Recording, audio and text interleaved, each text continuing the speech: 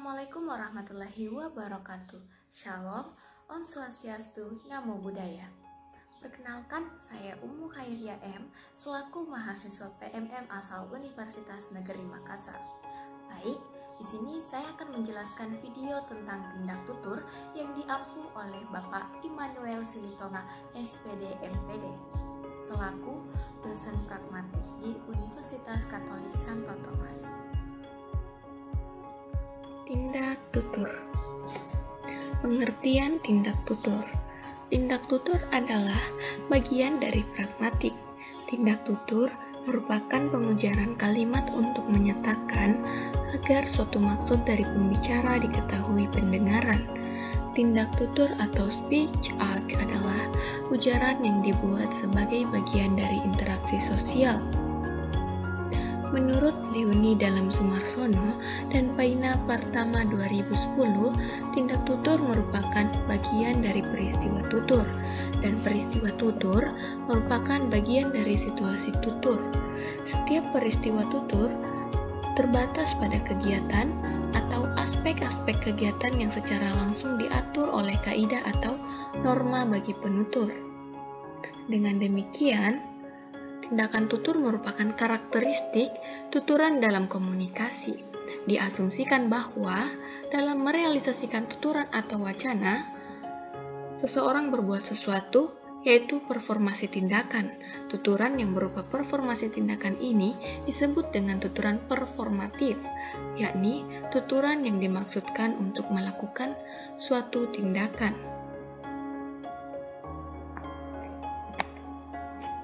Macam-macam tindak tutur.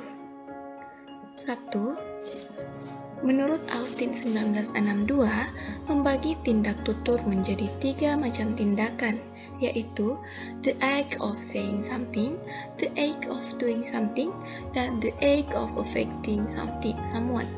Apa sih the act of saying something itu?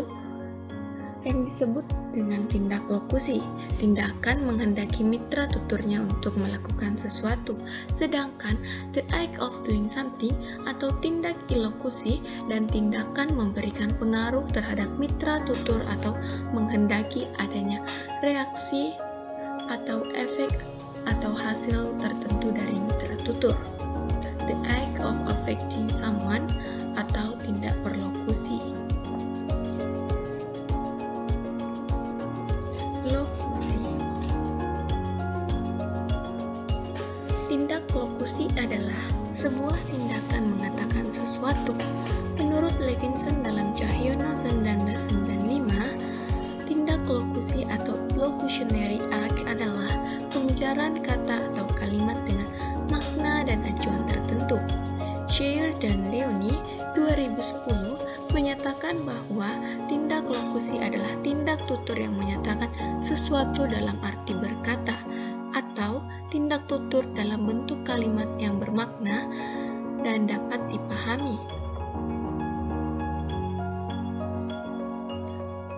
Dari sini dapat disimpulkan bahwa tindak tutur lokusi adalah tindak tutur yang berfungsi untuk menyatakan atau menginformasikan sesuatu, yaitu mengucapkan sesuatu dengan makna kata dan makna kalimat sesuai dengan makna kata itu sendiri kepada mitra tutur. Ilokusi.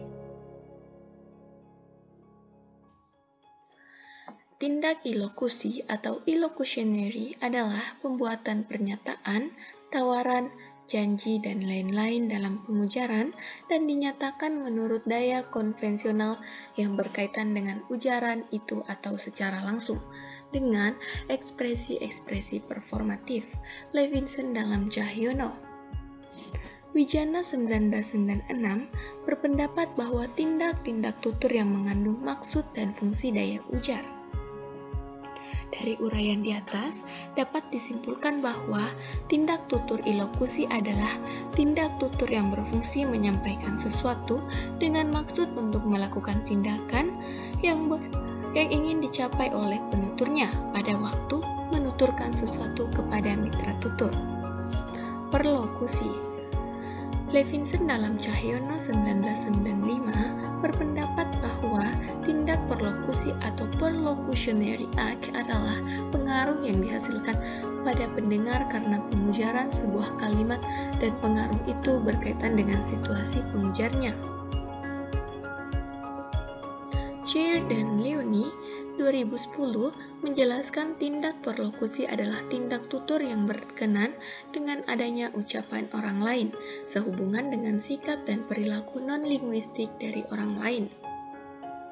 Dari uraian tersebut, dapat disimpulkan bahwa tindak tutur perlokusi adalah tindak tutur yang pengutaraannya dimaksudkan untuk mempengaruhi lawan tutur. Macam tindak tutur direktif. Austin 1962 mengemukakan tindak tutur direktif adalah tindak tutur yang menimbulkan beberapa efek melalui tindakan sang penyimak, misalnya memesan, memohon, meminta, menyarankan, permintaan, dan perintah. Misalnya saja memesan ordering, memerintah commanding, memohon requesting, menasihati advising, dan merekomendasi recommending.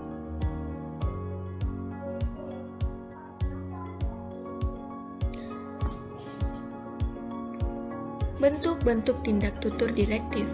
Wijana 1996 membedakan tindak tutur menjadi dua, yaitu tindak tutur langsung dan tindak tutur tidak langsung. Tindak tutur langsung yaitu tindak tutur yang mencerminkan kesesuaian antara tuturan dan tindakan yang diharapkan. Sedangkan tindak tutur tidak langsung yaitu tindak tutur yang mencerminkan ketidaksesuaian antara tuturan dengan tindakan yang diharapkan. Kalimat tanya seperti kalimat tanya interrogatif untuk menanyakan sesuatu, serta kalimat perintah imperatif untuk menanyakan perintah, ajakan, permintaan, atau permohonan. Tindak tutur langsung dalam contoh berikut. 1. Minggu depan saya akan ke Yogyakarta. 2. Sekarang pukul berapa? 3. Bersihkan kamar saya. Sebuah perintah dapat diutarakan dengan menggunakan kalimat perintah atau kalimat tanya agar orang yang diperintah tidak merasa dirinya diperintah. Bila hal tersebut terjadi, terbentuk tindak tutur tidak langsung. Tuturan yang diutarakan secara tidak langsung biasanya dapat dijawab secara langsung, namun dilaksanakan maksud yang terimplikasikan di dalamnya. Hal tersebut dapat dilihat pada kalimat berikut. Sepertinya kakiku pegal sekali. 2. Kamu sedang tidak ada pekerjaan ya? Cucian di dapur numpuk tuh.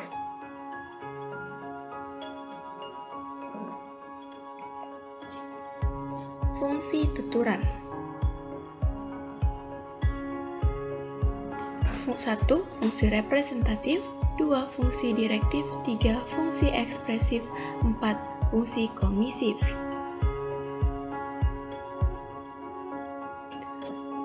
Dari uraian di atas dapat disimpulkan fungsi bahasa yaitu fungsi representatif, yaitu pemakaian bahasa untuk menyatakan kebenaran seperti menyatakan, mengemukakan pendapat, dan melaporkan. 2. Fungsi direktif yaitu pemakaian bahasa dalam bentuk perintah, permohonan, dan pemberian nasihat. 3.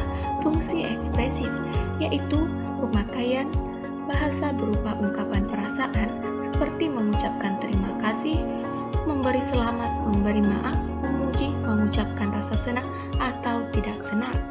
Dan yang keempat, fungsi komisif, yaitu pemakaian bahasa seperti menjanjikan dan menawarkan.